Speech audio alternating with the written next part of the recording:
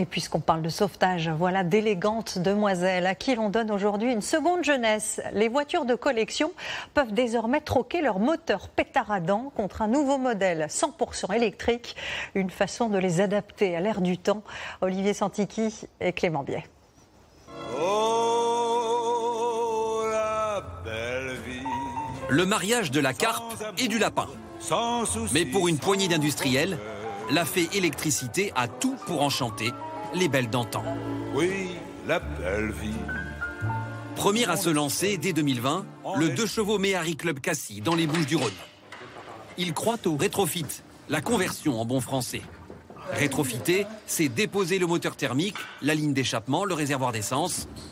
Près d'une centaine de kilos, remplacés par une toute nouvelle installation. Du sur-mesure, garantie 2 ans. Donc là, on a un véhicule terminé. Donc, on retrouve le moteur électrique. Ici, c'est le battery management system, c'est l'intelligence, on va dire, du kit qui va gérer toute la gestion du courant. Le chargeur. Et à l'arrière, la batterie, avec une coquetterie. Ici, au lieu d'avoir une goulotte pour le carburant, on a une prise de recharge. Malgré les primes gouvernementales, le projet n'est pas à la portée de tous. Pour avoir une 2 chevaux en bon état aujourd'hui, il faut compter 10-12 000 euros et ajouter le prix de la pose. Donc on est à 23-24 000 euros pour pouvoir rouler dans une voiture mythique et électrique. L'espoir, modifier 5000 unités sur un parc de 100 000 environ, sans compter la petite dernière, la Renault 4L. Elle n'est pas d'un silence absolu, avec une suspension des années 60 et une isolation phonique inexistante. À la place, le plein d'énergie à 3 € pour une autonomie annoncée de 78 km et un bilan carbone imbattable.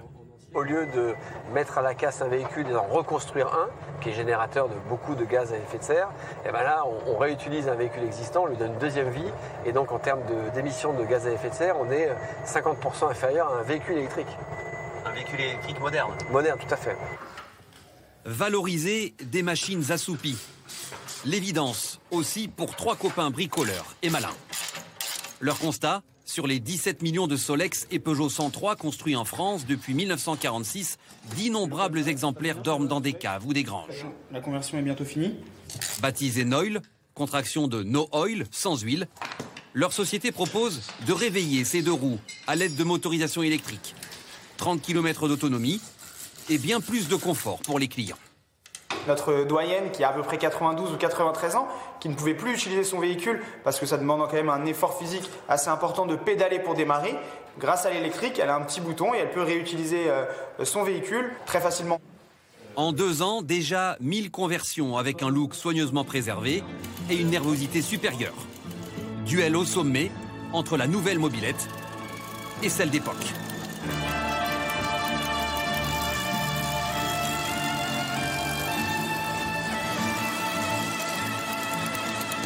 Là où l'électrique, avec sa puissance très très bas à basse vitesse, nous on a besoin de prendre quelques milliers de tours avant d'avoir un peu de puissance. Et bon bah, en plus elle est un peu vieille celle-là, donc elle pollue, mais elle est un peu molle aussi. Du poids plume au grand gabarit. Même les 4x4 vont avoir droit à leur lifting énergétique.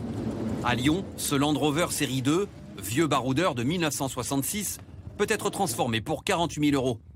Contre cette somme rondelette, une distance franchissable de 150 km avec une seule charge.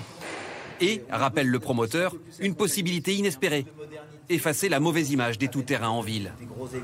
On n'est pas des voyous roulant avec des gros 4x4 en ville et polluants. Non, on aime peut-être ces véhicules-là.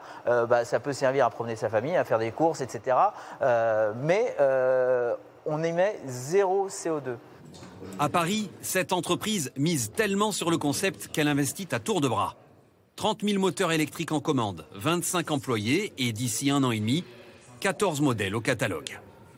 Depuis qu'on a créé Rétrofutur, on a eu à peu près 9000 demandes de devis, ce qui est gigantesque par rapport à ce qu'on s'attendait. Alors que la première voiture ne devrait être homologuée que dans quelques semaines.